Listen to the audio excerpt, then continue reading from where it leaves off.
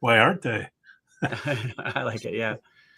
So give me a rundown, Joshua. How was the summit for you? And talk to me about your part. I think it was great. I feel like there's a lot of technical difficulties with the AI presentation. We didn't have the projector. We didn't have the slides like we wanted. So I didn't get to demonstrate things I wanted to demonstrate, but I still got really, really positive feedback that it was interesting and useful. And, I've got a bunch of meetings scheduled for people who want to talk about that and see if there's further integrations and things like that. So yeah, it's moving. What were they asking about? I'm not entirely sure, so I guess we're going to find out in the next week when we start having these meetings. But I think people want to figure out how to integrate artificial intelligence productively and effectively and correctly into their practices, and it just depends on what they're doing. Because if they're, a small clinic, there's 3 or 4 things they could consider. If they're a distributor, there's 3 or 4 things they should consider that are different. If they're a manufacturer, there's probably a whole different slew of things they want to consider. So there's just a lot. There's a lot of there's a lot of different types of systems out there. And a lot of people kind of know about like the large language model, chatbots. It's like, okay, that's one of them. Yeah. And they're flashy. And they kind of feel like they're well balanced, but they're not. So what like is it a majority asking about reading EEG recordings, or what's the? Yeah, there was a presentation by Lisa. I'm not going to be able to pronounce her last name, which I feel bad about. She's a lovely woman, and she's very intelligent. She was using a chatbot through OpenAI and training it to interpret EEGs, and it can do that. And I, after talking with her, hearing her lecture, and then having a conversation with her, I decided to go tinker with it myself. And yeah, it can. It is going to use automation, so it's going to be a huge amount of work on the front end. But once you train the chatbot to think a certain way and have a certain amount of procedure, you can essentially get it down to a series of like 15 to 20 steps that will automate the process better. And it's interesting, and it's maybe indicative of where the future is going. Individuals in their own practice might be able to settle in and say, I want to use this. I think I can use this. And it might save them time, but it's not for me personally. but I wanted to see if it was possible. And I was like, yeah, people can actually do that, to my surprise. And it's not because of what you think. It's actually picking up tools and implementing tools in OpenAI. So it actually has an EEG processing software that it's implementing and generating the images from. And then it does even have like an ICA software, and it has Spectre software, and it's got just stuff built into it, like tools that it can pick up and use. So it does. Which tool is that? Is that Mentor AI from Lisa? No, she was actually just using OpenAI. Like you can just drop EDF files in there. What? And what are you talking about? Which one are you? I was talking about OpenAI. Lisa was just dropping. She started off just dropping EDF files into OpenAI, and then coaching it through the filters and coaching it through the de-artifacting process. And it will use ICA on de-artifacting, but you have to like really shape and hone it to format it like in the right ways, because it's not like here's like you do ICA on WinEEG, and it's like here's the 12 artifacts. Which ones do you want to keep? Which ones do you want to throw out? If you just do that on OpenAI, they'll all be so tiny you can't read them. So like you have to actually get it to format it in a way where you can actually see it. So there's a lot of laborious setup. Somebody has fed it imaging data of ICA applications is the idea, because it's not doing actual analysis. It's a language model, and it's an image analysis model. Right. Now, the idea though is she's setting it up. It is capable of automation though within a chatbot, which is what she's doing. So once you figure out the types of setups that you like that get it formatted in the way that you want, you can ask it to then do that procedurally every time from that point on. And so she actually over a long conversation creates essentially an automation process for it. Yeah. Now I think there's a lot of front loading work that led up to her building that though. I think it wasn't like something she built like in a day. Yeah. And what are the 2 things you need ICA for? Is it transients and far field phase reversal, or what? Like, what do you really need ICA for? So we use it for two things. The initial thing was de-artifacting, which Jay was very passionate about. Okay. And then Jay tuned it to, Jay tuned in Yuri Kropotov towards it. And Yuri, he wasn't sold on it. He was like, I don't really think that's legitimate. And Jay was like, no, look at the data, look at the research. This is legitimate. You should check it out.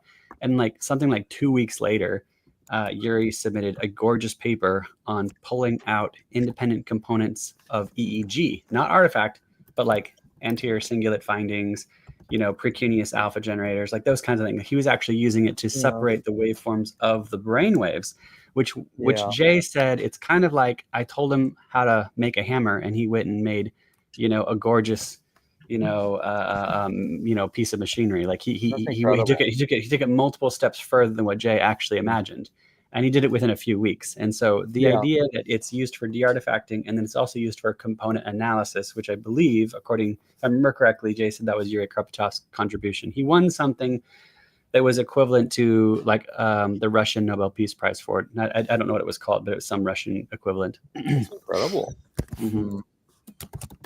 So how close is it getting, Joshua? Did anybody talk about that? Like how close? I mean, it depends on, for individual practices, Lisa's absolutely using it for her individual practice right now.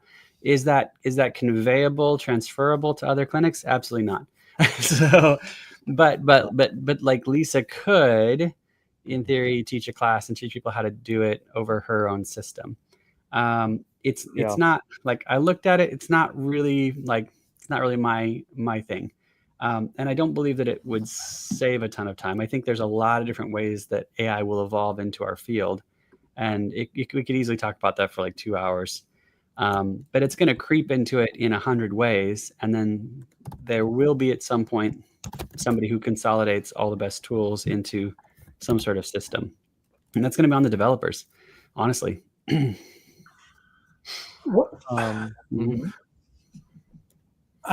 I'm intrigued, Joshua. So you dump in the EDF files. Like how close? Is it like 40% J, 30% J, 20%? So if you just drop the EDF files in, you're going to get all the artifacts, and it's just going to give you snapshot like windows of it. It's not going to be able to give you like a scrolling data, from what I can tell. Maybe Lisa's figured out how to get it to give you scrolling data, but I couldn't, in the couple hours I played with it, I couldn't get it to give me scrolling data. But you can give it snapshots of different time frames, and you can modulate those time frames. So it'll kind of give you whatever you ask it for. So you can look close or far. You can have it take up so much of the screen that you want, and you can't zoom way out, otherwise you won't see things like beta. And then it's just going to be a mess. So you have to add, high cut filters, low cut filters, notch filters. You have to add de-artifacting, which is again, like without automation, that is tedious. That is very tedious. But it'll run Pika, which is a type of de-artifacting. It's a fast ICA. It can just run it. So, and it doesn't know what it can't do. So it'll say, you can ask it what can I do, and it'll give you some things. And then if you try it, it'll say, actually, I can't do that. So, but if you play with it, and you kind of run through, you'll learn kind of what it really can do. Like it can do pickup, but it can't do ICA, which is a fast version of ICA, I believe. And it does seem to pull out components, and you can extract them from the data. And you keep saying OpenAI. Does that mean it's like the paid version of ChatGPT? Is that the idea? Yeah. Again, not my cup of tea. I'm not advocating for that, but Lisa makes it work for her clinic, which is fine. I think there's actually a lot of other ways that it will grow into the field. And it's hard to know when this will happen, but at some point you'll have programmers that are just really, really, really good at machine learning, and they'll have nothing better to do than to approach small industries like ours and say, hey, if all I need is this, this, and this, if you can provide me these kinds of references, these kinds of referrals, or these kinds of resources, I can partner with you on building a de-artifacting, automation system. And that could look 100 different ways. Like it could plug right into WinEEG. That's really cool. We can do that today. We just don't. No one wants to do it. I have a controversial opinion in a minute after I ask. I'll ask a question for Radar. Hey, Radar, thanks for coming. Radar asked a question. Sometimes when people are talking to me, I am daydreaming about something, and what they say doesn't register at all to me. He says, "What could be causing that?" My first thought is delta, because that means the brain's asleep, and slow waves. But I'll let Josh chime in on that. There's probably there's like 4 failure modes. You could probably stretch it and come up with 4 or 5 or 6 if you can include vigilance, like drowsiness. So the frontal lobe's not doing a whole lot when you're drowsy. That's going to affect your attention. So there's different stages of drowsiness, and they're not always organized in ways that you want them to be. So that's the first thing we triage is drowsiness. Okay. The second thing would be like attention-based neuromarkers. That would be things like central frontal, theta, central frontal, alpha, central frontal, beta. And then instabilities are also something that make up 1/3 of attention deficits. So you'll have bilateral sharp slow transients, in about 1/3 of people diagnosed with ADHD. So that's a huge percentage, and not something you typically associate with ADHD, but it is a huge percentage of people with attention deficits. They actually are unstable. So you're equating the daydreaming with ADHD phenotypes, it sounds like. They're very closely related. Yeah, probably. Yeah. I mean, it's kind of like daydreaming, and then, people are saying things they're not registering. That sounds like attention deficits. It may not be a diagnostic thing, but it sounds like complaining about attention deficits of some kind, Yeah. Now, everything in the brain, here's the problem. Everything in the brain, every phenotype affects attention, every single one. If you don't test positive for ADHD, but you have like a phenotype finding, if I improve that, your attention scores will go up, even if there was nothing wrong with them. Meaning that if I improve anything in the brain, your attention goes up. It may have been above average already, but it will go up further. So it's all relative to a construct that we call ADHD. But just because you're not deficient doesn't mean you won't go up when we improve something. Yeah. So Radar, he thinks you should look at the ADHD phenotypes, which Jay has a paper on, and also drowsiness was the first thing he said to screen to rule out, he says. Yeah. So maybe the person that's speaking isn't that interesting. Pete's onto something. When I'm bored, generally that means the other person is not being honest, and honest is a broad term. They're not being authentic. Authentic is a better word for it, but I use the word honest because being inauthentic is a type of lying. But yeah, people are not boring. People are just straight up not boring.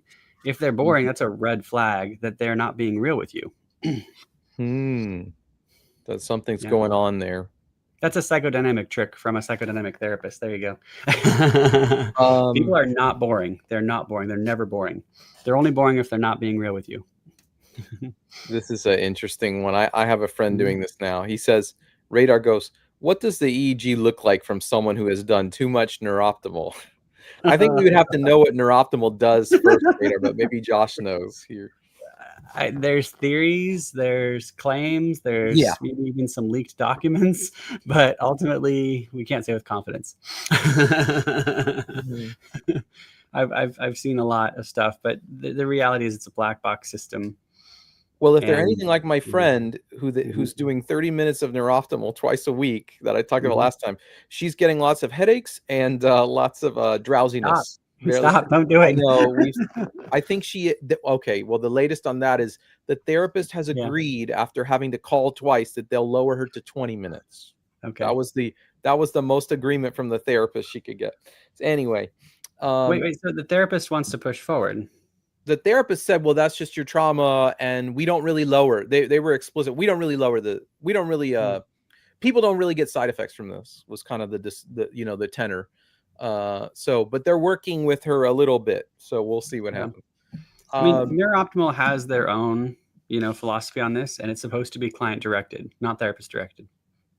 I love it. Okay. Yeah. No. And so like that's what they need to know. Like as the client, as the subject, you're supposed to decide when and how much, and you're not supposed to do things that you're not comfortable with. And that's the Neurooptimal philosophy. That's above the therapist. That's literally the Zengar agreement. And so it is kind of worth looking at like the parent company's own philosophies first. there's kind of an incentive. I don't want to throw anybody into the bus, but it kind of feels like there's an incentive structure to keep going. But is that really the protocol? You know?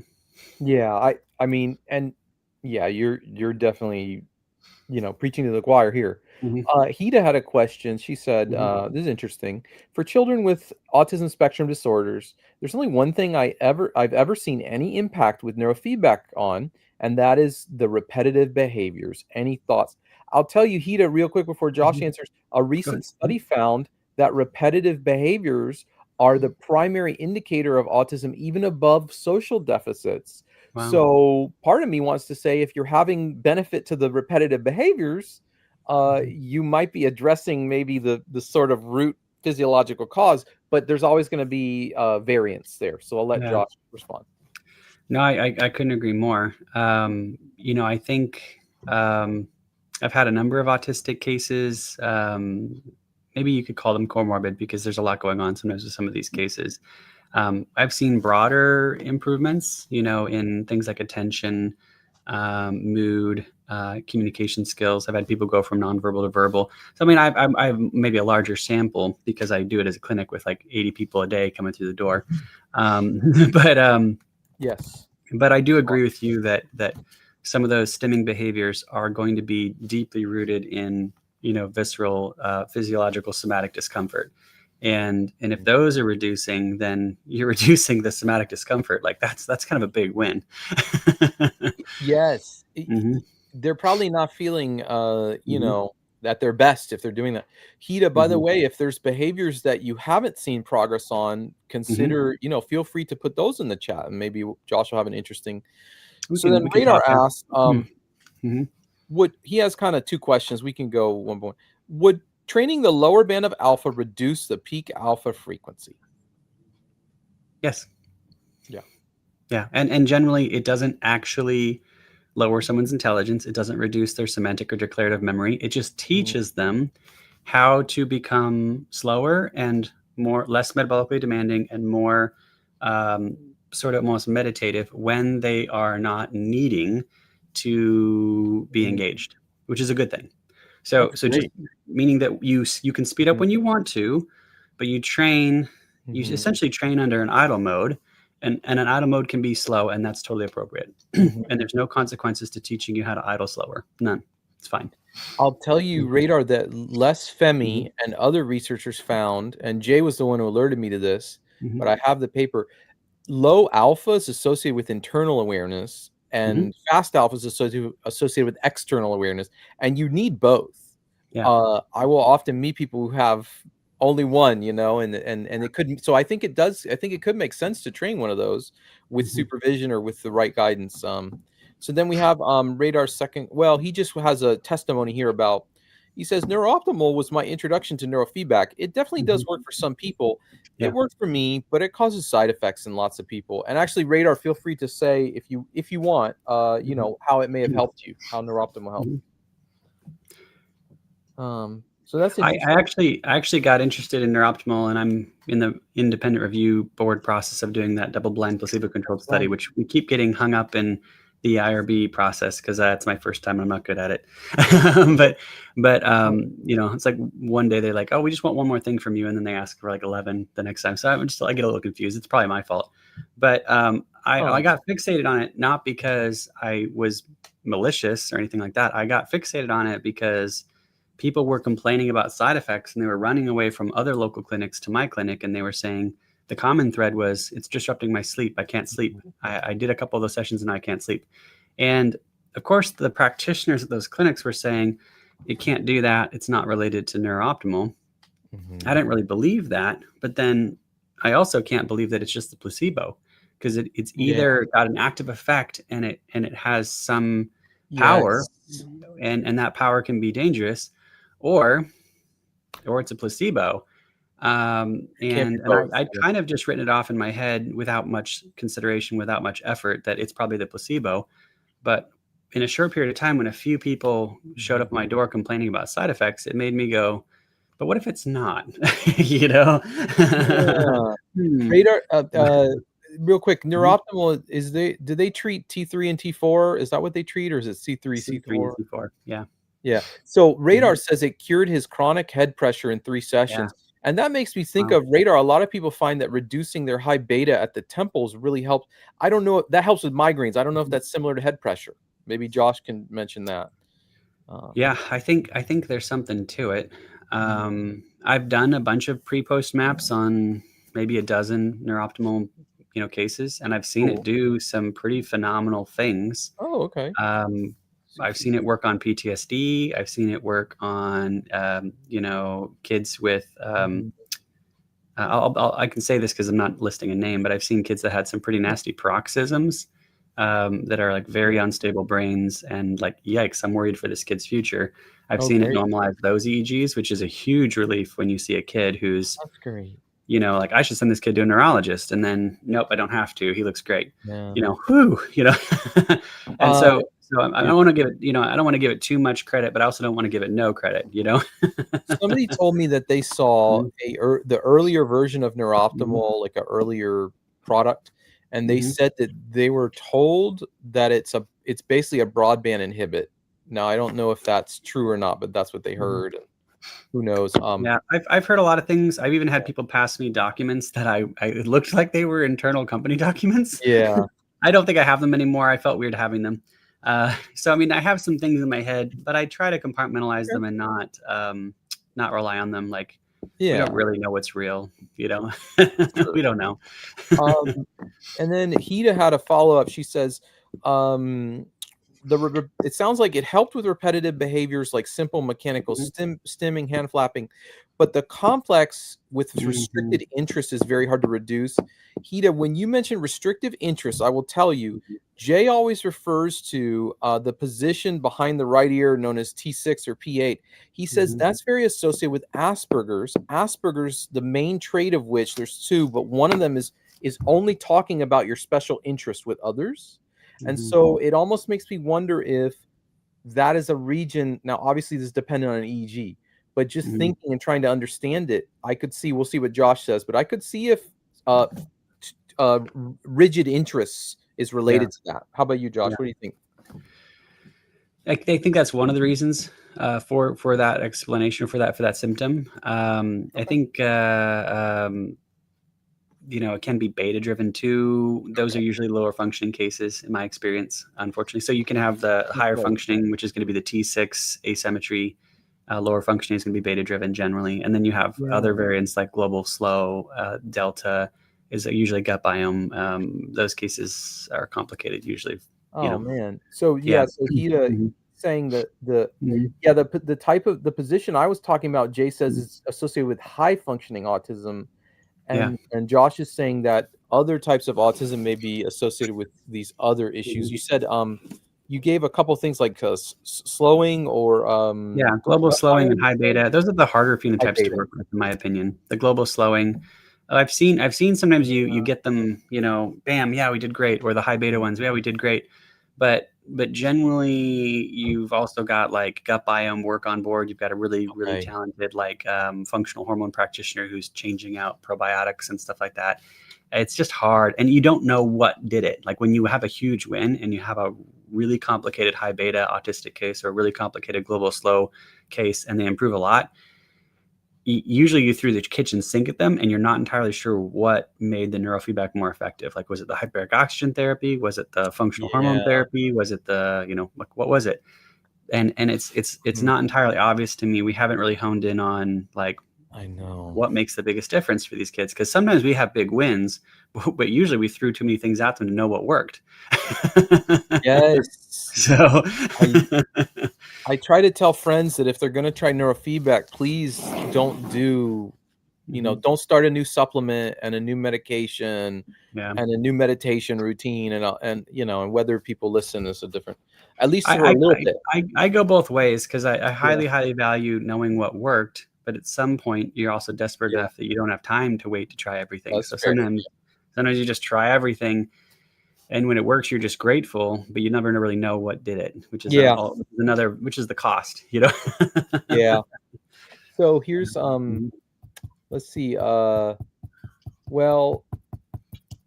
Radar says, Josh, you said 200 sessions is the limit for SMR. Do people really get gains for as long as 200 sessions? Neurofeedback might be even more powerful than I thought. I talked to a young lady this last week who said she was on 1,000 SMR sessions, but she had like 80 seizures a day when she was young, and she had suffered from static epileptics, so the seizures that were expected to kill her that didn't. So they work for sometimes hours to try to stop the seizures. And she wasn't expected to live, and neurofeedback got her kind of climbing that stabilization trend, and she managed to catch that learning curve, and she went well past 200. She went into like 1,000. And it does kind of flatten your affect a little bit to have that many sessions. Like you can see people being a little bit flatter. But it's worth the cost when you're and so when you do that, you're generally doing it with full informed consent that having kind of a flat affect is okay compared to the alternative. And I almost don't even know. There's some data that I've seen makes me think that flat affect may not be the worst thing, and in fact might even be good for certain things. Joshua, you were there presenting, and you saw Isabella, the tennis player. Can you tell that story? Yeah, so Isabella's actually who I'm referencing. She's a total sweetheart. Wow. She's published case, and she was someone who worked with Jay a long time ago. She's now got some state records for tennis, and she suffered from epilepsy from a young age and lost her tennis career, and then again wasn't expected to survive, and eventually found neurofeedback and was able to slowly start getting some I don't know if Pete actually watched the videos, but it was hard to watch and hear her story. She also brought her sister, who was able to share the family impact. There wasn't a dry eye in the whole conference, and there was parts of it that were so painful to watch because they had videos of her experiences and her family's experience that they did not allow it to be recorded. So people who were streaming didn't get to participate in that part. And it was very, very visceral. I think that, it's hard to articulate how much of a deep impact it had, not just because of how much it harms, epilepsy can harm the individual, but how much it can harm the family. And then to see her talk about how well she's doing now and how much more control she has and how much hope she has and how she's back to playing sports, and to hear, the response and gratitude and hope from her family. It's quite the contrast. It's a little bit of a roller coaster. And you can tell like there's a little bit of a flat affect after 1,000 sessions, but she's alive, and she's happy, and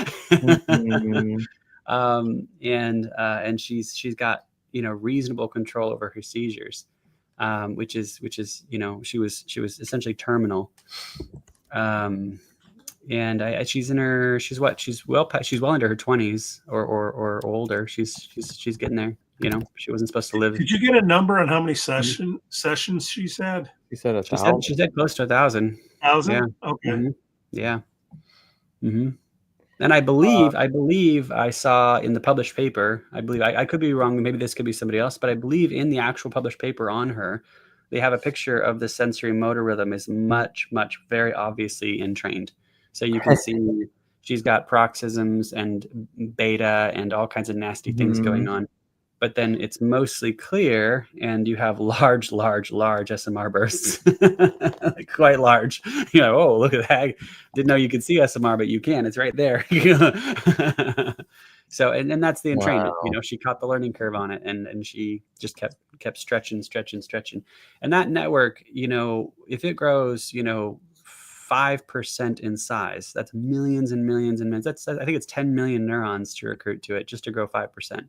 So it's hard to grow, That's incredible. It's not like alpha where you can double it in a session. It's not like that. SMR is very slow growing. Wow. I put a link in since we don't have a question yet, real quick. There's an Alzheimer's treatment that seems to be working pretty quick in mice. Did you guys see that? I put the link in the chat there. Yeah, it clears plaque. So we'll see. within hours. Reading more. I did see Haida's cool. comment on FC, by the way, and I do think it can Oh, be yes. really hard if you're training down fast content or even slow content. Frontal lobe stuff can be a hard catch. It has the highest failure rate in neurofeedback is frontal training for many reasons. There's more artifacts up here, and you're also training the brain under a failure mode of attention. So it's like, I'm only going to give you relevant information when you're not paying attention. Okay, that's not a good time to train, but that's also just the inconvenience of frontal lobe disturbances. It's very unfortunate. Sometimes you can go back to CZ and try to train something that's a little bit different just to catch the learning curve. Not because that's going to be close to the main event, but because you're more likely to actually catch the brain's attention. And when you go up front, you're getting more artifact, more disruption of the signal, and you're also going to get again, only training the brain under failure of attention, which is not the best time to learn. So I guess what I'm trying to commiserate with Haida is that is difficult, and she's not the only one to have trouble with that placement. You're not alone. It's probably the highest failure rate. Mm-hmm. Could sleep? I know sleep really affects the frontal lobe. It causes frontal slowing if you lack, and it makes me wonder what the sleep situation is like with the child. Because I mean, I know therapists that say that if they see a bunch of theta and delta at midline, let's say, I forget what the pattern is, but there's a pattern that suggests to them that the child is just not well rested, and they won't even treat them until check for apnea and other things. So yeah, because they're not going to be able to learn the learning curve as you described. So I don't know if you think about the sleep in that instance that she's describing. It is difficult. I've done, whenever you do a brain map on somebody, there's only a 50% chance that if they actually have a sleep disorder, there's only a 50% chance that they're going to cross a threshold indicating that they have that sleep disorder, like where they present a specific kind of neuromarker that solidifies that they have a sleep disorder. They will give you a false negative 50% of the time. And so sometimes just by dumb bad luck, you'll be on your third brain map and you'll see that neuromarker for a sleep disorder, and you're like, ugh. And that isn't because you did anything wrong, or the client, or the mom, or the dad. It's just bad luck, and that's unfortunate. Okay. Yeah. Radar asks what happens if I train FPO1. I wonder if it's after his 200 sessions here. FPO1's kind of that's not on the typical 10-20 placement. That's on one of those 56 channel placements, I think, isn't it? I'd have to go reference it. I'm not super familiar with FPO1. I think that's where Seaburn does a lot of stuff. It still should be frontal, isn't it? Yeah, I have something written down. What she's doing over there. It's near the eyeball or something, right? That's what I would assume. Yeah. Yeah. Let me go look what I saved. FPO1. Yeah. Frontal parietal. That it's good for he calls it the Snackers protocol, is FPO1 minus M2. Is it lower than FP? Like, where is it exactly? I have a hard time finding it. Even on 56 channels, it's lower. It's the eye. Okay. I think that makes sense. So it's really on the eye. So, backtracking before I forget, what did you think for somebody with a lot of slowing, an ASD child? Andrew Hill, when he was on here, he recommended photobiomodulation. I'm assuming you've seen if it, for someone like Hida, or what are your thoughts on that?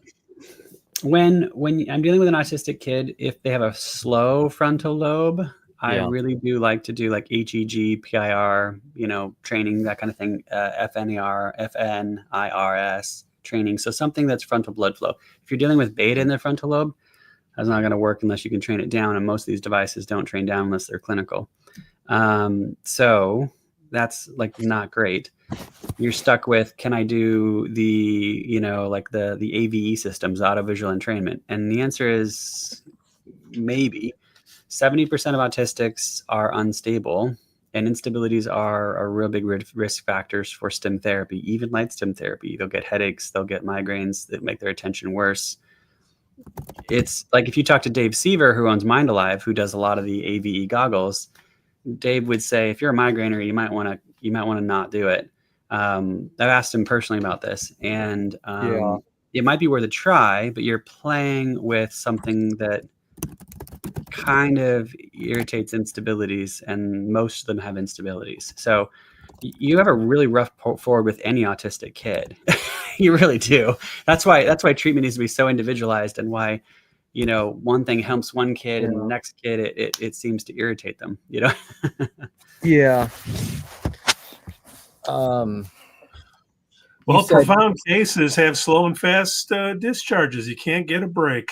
Nope, you can't get a break. And you add visual stim therapy to that, like AVE, audiovisual entrainment, and it can be agitating to them in a negative way rather than stabilizing, because stim therapy is gonna, essentially irritate those instabilities. I know, because I have instabilities, and I have that T6 alpha asymmetry, the high functioning autistic neuromarker. I have that, and stim therapy will give me a headache. If I was a kid, I might not be able to articulate that, but you could try it to see if it helps with better deep sleep and better focus during the day. But if it gave the kid a headache, or if it did, if it just made them a little more unstable, it would make their attention worse, not better.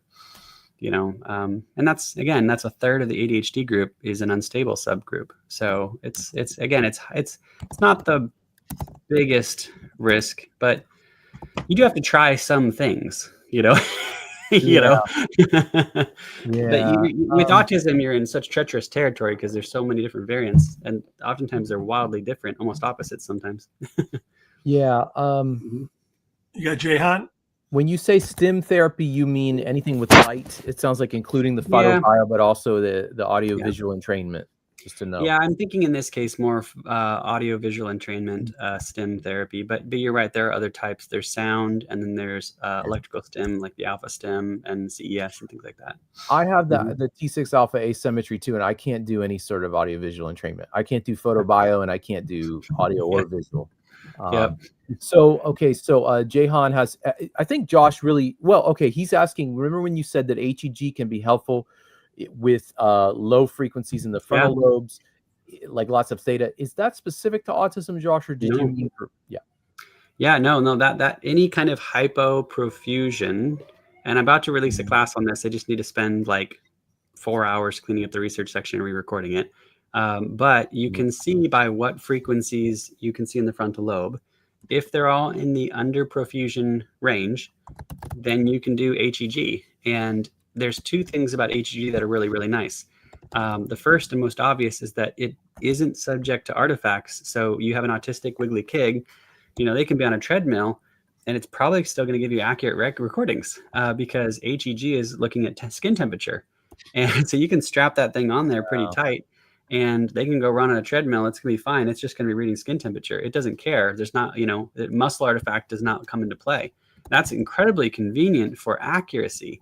And so what we see in some very small studies that may not even be professional published is that it does seem to work twice as fast and, potentially twice as effective, but it only seems to train the whole nervous system kind of up in profusion or down in profusion. And most of the systems only train it up.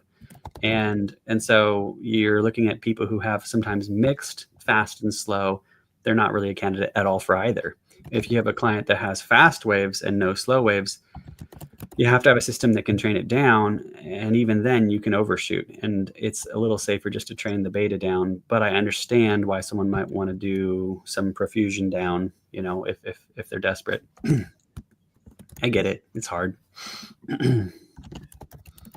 Besides AI, Joshua, what else? Well, we're waiting for another question. What else were people talking about as we're having a couple beverages after the presentations? Oh, they're always. What are they curious about?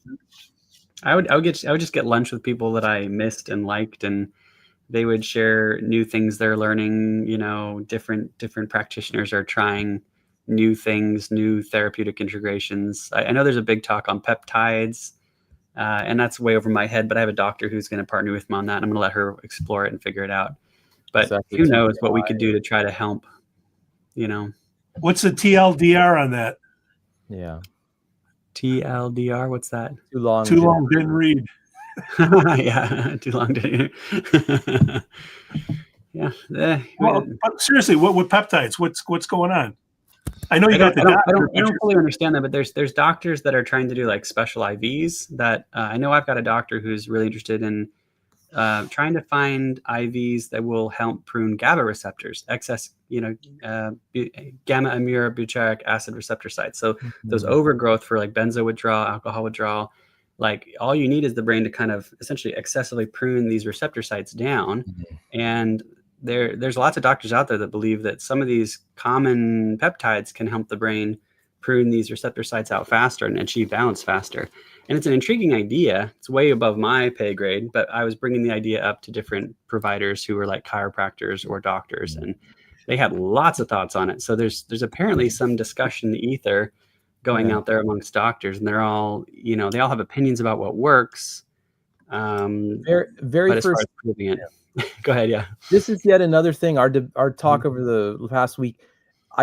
How much do you want to bet that none of those doctors are checking what the peptide does to the EEG? But the information that's why I have a doctor who's really excited to partner with me, because that's exactly what we're doing. Google peptides EEG. The very first Google result says quantitative EEG and autonomic patterns of synthetic peptides. And so the data's out there just like it is on supplements, but everybody's just there. So I thought they're talking about neurotransmitters when I thought we all decided that brainwaves are the most important. They're the ultimate marker of your brain. Anyway, don't get me started. Early on in this relationship, early on, this doctor said, well, let's start partnering on cases. But the first thing she wanted to do was partner on an Alzheimer's case. She said, I believe I have an anti-inflammation protocol. I would like to test it. And I said, great, send them in. I'll give them a brain map, do your little protocol, have them come back in 30 days, and we'll remap. She got the delta and theta down by like 80%, and she got like a 7 hertz, 6 hertz alpha peak up, and there wasn't any alpha before that. And it was like this person is like halfway to normal. And then I have a release. I can talk about this because I actually have a release. So I got an education. Yeah, you're fine. Yeah, go on. Sorry. This client did so much better. That the hospital had actually issued them a live-in nurse to stay at the house and kind of take care of this person. They revoked their home care because they were doing so well. And what was their original condition? I'm sorry, they were late stage Alzheimer's. Oh, and the treatment was what? The treatment was a bunch of different IVs. I think they were doing IVs of like magnesium, and I think they did some odd things like methylene blue. Yeah, and they had a few other things in there. She has this like essentially like a handful of 4 or 5 things she does for inflammation. And it was kind of a what have we got to lose kind of case, So it did show significant improvement, both in the report, the hospital's evaluation, and the EEG all showed significant improvement in 30 days. Yeah, so somebody found the right patient, basically. Okay, so radar. Well, let's see who the lot. 2 questions. Jahan had asked. You discuss the difference between HEG? What is it? Go ahead. You're on it. What's the difference between PIR HEG and NIR HEG? And then Hida says, can you tell me what's the best way to set up thresholds on a BrainMaster? So those are 2 for you. So HEG is typically temperature, and NIR is actually more of a pulse ox, near infrared. Okay, it's detecting the oxygen content. Correct. Which is correlated with perfusion. Correct. Yeah, you got it. So it's like peripheral perfusion, and it's picked up by the infrared light, and it can tell the amount of perfusion based on the infrared light. Whereas HEG, I think, is just temperature. So there's literally like little temperature sensors. And then Hida's question here was, and if it's too nitty gritty, you can answer it how you like. She just wants to know, I have a BrainMaster and it's usually on auto thresholding. In your experience, what's the best way to set thresholding? Yeah. So there is a meta-analysis that I like to reference in my classes. And the meta-analysis is kind of analyzing failed double-blind studies. And in the meta-analysis, it outlines that one of the key variables is aggressive auto-thresholding is likely the culprit in not all failed double-blind studies. Wow. Because there are 2 good reasons, but one of the good reasons is likely aggressive auto-thresholding. Especially, and you can think about why, especially if you're dealing with kids. If a kid is going to squirm really, heavy for 5 seconds, it's going to throw those thresholds up high, really, really high, and it's going to take them time to settle back down. They're going to have a dampener to come back down. And there's two problems. They're either going to have a slow dampener or a fast dampener. And there's problems with both. There's literally technical problems with both. And there's certain ways that it will fail and kind of maximize its failure with both. And I'll explain why. With an aggressive dampener, where it comes down very quickly, or that would be a small dampener, you're going to be training something when there's nothing. So let's say there's no failure mode going on with the training. That is going to be training something that isn't there. So it's going to just bump into the noise of the EEG, and it's going to start training something that isn't actually the mechanism you care about. Now, if you have a dampener that is going to take longer for it to go down and longer for it to go up, the problem is that when there's artifact and when the kid wiggles for a few seconds, it will throw it up and it will stay up there for longer, which means that you lose more time every time the kid wiggles. So if the kid wiggles for 5 seconds, you could lose 10, 15, 20 seconds of treatment because you lose the time he was wiggling and then you lose the time it takes for the dampener to come back down. And so there's a cost to both types of dampeners. And there is one way around this, and it's hard and it's not a pleasant answer, and that is to create very careful manual thresholds and to monitor them with skill, which people don't like that answer. I get it. It's hard. Man. Well, and Jahan had a question to clarify. Does aggressive thresholding mean a higher bar or more frequent resetting of the threshold? It's a good question. It depends on what the person who said it meant. I think when I think of it aggressive thresholding, and I could be wrong, because if Jahan is referencing a specific comment, you'd want to ask them. But when I think of aggressive thresholding, I'm thinking of a dampener that quickly adjusts fast. That's what I'm thinking of. So meaning that it's going to kind of meet. Let's say we set it at a 50% or a 65% reward.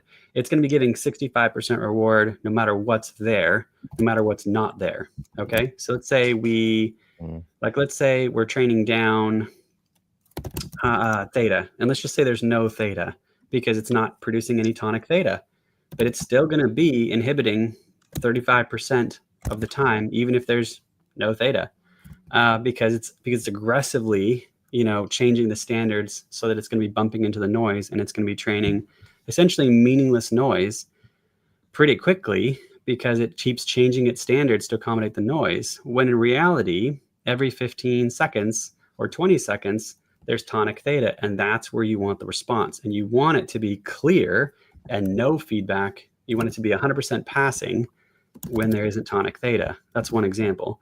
And then when there is tonic theta, you want it to be, boom, obvious that there's an inhibit. You want it to be like all the feedback's happening right now that there's tonic theta. And so it kind of requires, someone with a little bit of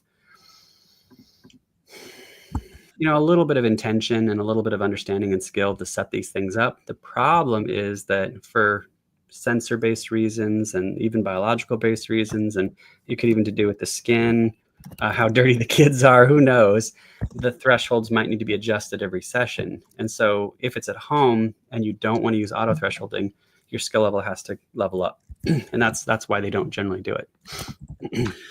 Josh, how do you deal with a squirming kid if you don't use ZooCore and all the bells and whistles? Like, what do you do?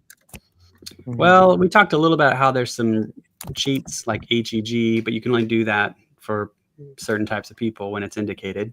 I always say the right way is the way that works, and that means that you're going to try to negotiate for whatever amount of time you can get them to sit still under whatever conditions you can get them to sit still. And I'm not going to pretend like we're sure we're always going to be successful. It's really hard. I hired a nurse who used to work for a children's hospital. It's like, it is extremely useful to have an employee who worked with kids professionally for years before I hired her, because it is very hard. And I mean, do you got a treasure box full of toys, like, bribes and all that? So Linda Thompson, who's everyone's grandma, Linda's one of the best people ever. Linda and Michael, when he was alive, they did the point spaces, the token system is what it's called. So the kids would earn tokens for every like 2 or 3 minutes that they focused without creating artifacts.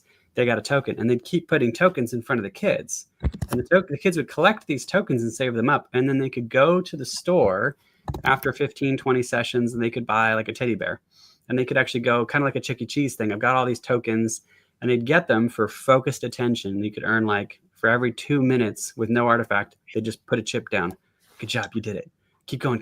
You know, and this token system is the best way to do it, because you can actually drag out a reward, and you can actually encourage delayed gratification. And I do highly recommend it. In Linda Thompson's The Neurofeedback book is a very, very, very aggressive book that beginners don't generally read. I did. I don't recommend starting there, but my mentor had me. They do talk about the token system, and it is classic psychology. It's classic operant conditioning. But I do recommend looking at the token system. Wouldn't it be great if Zoocore could like work with a claw machine? To get things. I'm sure they'd make it. You go talk to them. And are people? I hear people aren't using that anymore. Do you use that, Josh? The Zoocore? Yeah. No, I think the older I get, the simpler protocols I use. I just get simpler and simpler. Like I think that the fancier the feedback, I'll use it if I have to, but I haven't been desiring fancier and fancier and fancier feedback. I've been moving towards the simplest tolerable feedback. That's kind of what I've been moving towards. Not because it's cheaper, but because it just seems to work better. That I want there to be no distractions by what we are intending to do here. I love this. I do have fancy protocols because it's a negotiation when you're dealing with a kid who's low functioning. You have to negotiate with them. But I don't need, 50 programs, What do the squirmers like do they like the electronic games, or is it the tokens? Like, what's the best? I know everybody's different, but if you had to pick one, what's working for you? I think the token system is very, very effective, and that is Linda's right to put that in there. She's right. Haida is right that bipolar montages can help cut down on artifacts. That is true. It is tricky though, because you're still going to have artifact with a squirmy kid. And sometimes I'm shocked, absolutely shocked. We have a kid who's wiggling. They're fidgeting. They're curled up in the chair. They're self-soothing. They're stimming. And I'm like, I don't know if we're getting any treatment in. But sometimes, despite all my fear and all my concern, 6 or 7 sessions in, they're coming in more regulated. They're coming in more calm. The parents are saying it's definitely sticking. And I'm like, really? I mean, I didn't think any feedback was getting through, but we catch some sort of learning curve I wasn't expecting to catch. So how simple are you going? Only auditory beeps, ticks, auditory with still pictures, continuous auditory? What are you doing? Yeah, if I'm doing, because of the software that I use, if I'm doing inhibitory only protocols, eyes closed, I use beeps only. And there's reasons that are maybe specific to my technical software where I don't feel like the music inhibits are aggressive enough and they're not sharp enough. But if I choose to use a beeps only protocol, it's really black and white. Like it's very state change driven. So you're either producing alpha or you're not. And if I want to train alpha down, you get alpha, no beeps. The alpha attenuates, you get beeps. It's very bimodal. And that seems to work beautifully for Ruth Lanius' alpha down protocol. And I don't see that same benefit on more complex feedback for some reason. So I'm going to keep with it. Yeah. When it comes to visual training, I don't mind having more complex feedback because I have audio, I have visual, and I have tactile. So I usually, if I'm doing reward-based, eyes open. So I guess it depends on what I'm working with. This is music to my ears because sometimes when people are asking really complicated or looking for really complicated stuff, like, I don't know how to tell you this. The majority of people I know that do monopolar neurofeedback, if it's based on their brain map, they see change. Like I don't know what else. And it doesn't matter. I mean, Andrew Hill does his podcast. He's doing neurofeedback to himself with auditory tones while he's doing his podcast. And he says this works. Yep. So that was a little bit my response to all these very sophisticated analysis means. And Andrew likes to be really on the top of the head, which is good because you're generally away from artifacts up at CZ, C3, C4. You have a lot of muscles. You don't know this, but you have a lot of muscles. Yeah. Like all around here, even on the back of the head, there's muscles but right around C3, C4, CZ, and then even a little bit of FC, you're as long as you're somewhat relaxed, you're off the muscles. And you can train, and if you're careful, Andrew can talk and get training. That's not going to be true about everybody, but Andrew can talk and get training. He can. I believe it. And I know another clinician who he's doing his consults and he's doing his neurofeedback during his consults. Or his remote work basically. Yeah, I don't see a new he just says, can we use bipolar protocols to reduce the impact of fidget? Did we answer that? I apologize if we think so. We can. I kind of want to make sure it's indicated first. And I go back and forth as to whether I like bipolar protocols or single channel protocols. It depends on the where. Like it really depends on where we're looking and what we're looking at while we're there. Yeah. So sometimes you can. Yeah. Yeah. Yeah, Radar also said he's had a good experience training prefrontal sites, and maybe he means that FP area, or maybe he just means FZ kind of areas. Yeah. Yeah. Good. Sorry. No, you're good. I just know, like, we've had other people say that it was hard, and it's like there are very different experiences sometimes. If you can catch the learning curve, it's beautiful. If you can't, and I wouldn't doubt, like for instance, Jay, I have seen him. I have seen him if people have like 8 hertz theta, which I guess is really alpha. If they have thalamicortical dysrhythmia, I think if they have a certain type of theta up front, he will recommend they get a type of TMS that penetrates deeply because he says that will work better. So that's when you have the theta and it's kind of a theta alpha, and then you have the gamma. And when you do the ICA, they're all in the same component. I will present on that in my next course. I have it. I have a case. It's beautiful. It's a great example. I could even, like, at some point I could just like show the slides too. I could always pull them up. And they benefited from, was it neurofeedback, I hope, or? So there are TMS protocols that are indicated, but this individual probably wouldn't qualify just because their symptoms aren't quite in the right domain, which is inconvenient for them. But we're doing neurofeedback, and they seem to be responding well. So I think neurofeedback is going to work just fine. Yeah. So I have a friend with that. So Jay looked at one of my friends, and they're doing neurofeedback, and they have that pattern. That exactly. Great. So then we have Jay Han here. He says, if you have a home trainer who is super gung-ho, what would you recommend as the maximum number of sessions per week? Do you ever do 2 per day? If the protocols are very, very different, like if now home systems can't necessarily always do very, very different protocols, but I might do like an alpha-based protocol, and I might do a SMR protocol, and those are different enough. Or I might do, if the home system can support, slow cortical training like infraslow or infralow. Sometimes I'll do one of those, and I'll do an amplitude training separate. And you can kind of stretch and get away if you're young with doing 2. If you're like 70 years old, I don't generally recommend it. It reminds me of when you said, match different protocols on the same day. It reminds me of like bodybuilding splits. If you're ever in bodybuilding circles, they're like, you do legs one day, you do arms and that, but then every so often you'll have the guy going, well, I can do my arms twice a day and I'm fine. And it's like, you're very fit. You're very advanced, and you maybe can get away with. And he's young. Yeah, if you're 70, it won't go so well. Like if you're 70 years old or older, it won't go so well. Yeah. Someone's scratching their mic. Yeah, be careful. Their mic. It might have been me. I was touching the computer. Sorry, guys. Oh, you're good. So there was something I was going to say about that. What was it? That's okay. Bodybuilding metaphor. Yeah. Twice a day. Oh yeah. So you can do it twice a day, but I would say do it like 3-4 times a week max. And the reason why is give yourself a day in between sessions to watch and make sure that you liked the effect. Because if you're doing it every single day, it's not that you can't process it every single day. Yes. If you're sleeping good, you can.